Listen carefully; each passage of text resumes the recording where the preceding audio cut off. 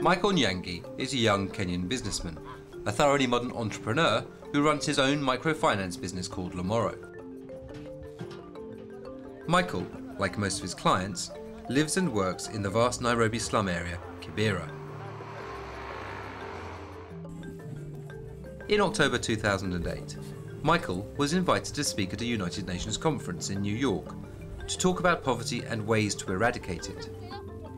It would give him the chance to represent some of the world's poorest people and talk directly to those in power. So to me, I wanted to go to Kambimuru, at least to buy some few things that can help me in the workshop. Okay. I came to Kibera in the year 1999. Kibera is one of the largest slums in the world. In fact, it's the second largest after Soweto in South Africa. Currently, Kibera is having 1.5 million people. Most of the people in Kibera are just staying in shanties where there's poor sanitation, lack of health care. The population is too high and is also congested. Now we have got water which is now within the slums, but you find that in the morning people go and fetch water, or which now they pay. Most people in Kibera get less than $1 per day, and the people now staying in the Kibera, they have to pay the house rent, and at least they also have to have something to put on the table. And you will find that most of these people cannot afford now buying water. So you will find that most of the women and also children just fetching water, which is just from the sewage and which is health hazard to them.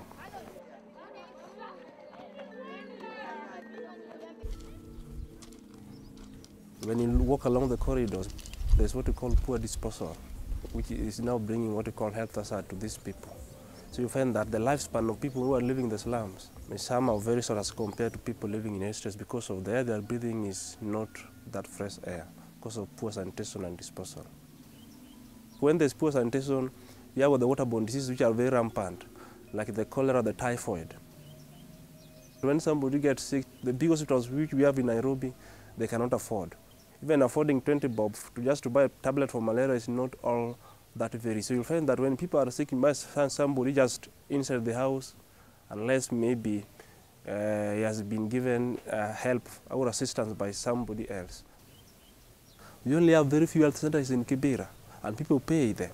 So if maybe health centers, government can come up with health centers in the slums, which people go there and pay something small, then I think that one will help now the people of Kibera.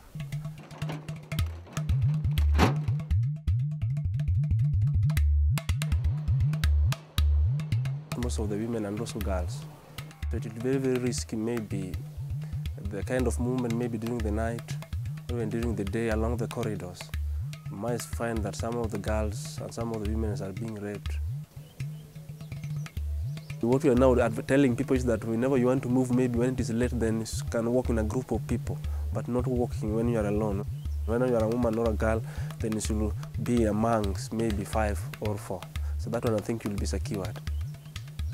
The people have been overlooked.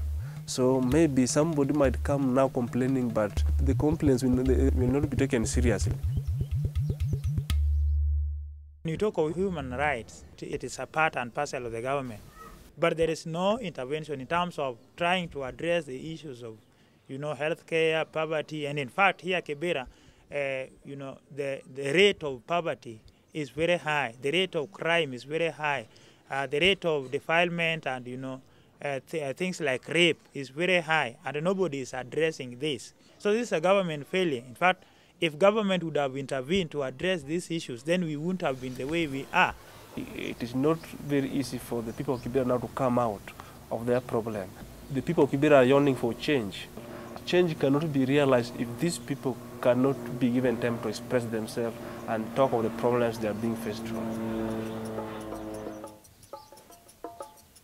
I've been interacting with the people, and they also, some know my journey to New York.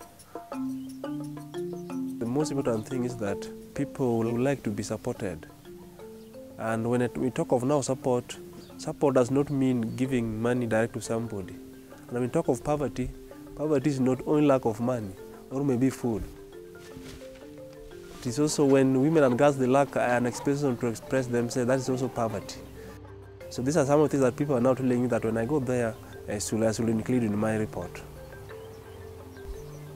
And when I go there, I'll be able also to tell people the life in Kibera and what these people want and what should be done, at least to reduce the rate of poverty. Because poverty is not permanent. Poverty is something that can be changed.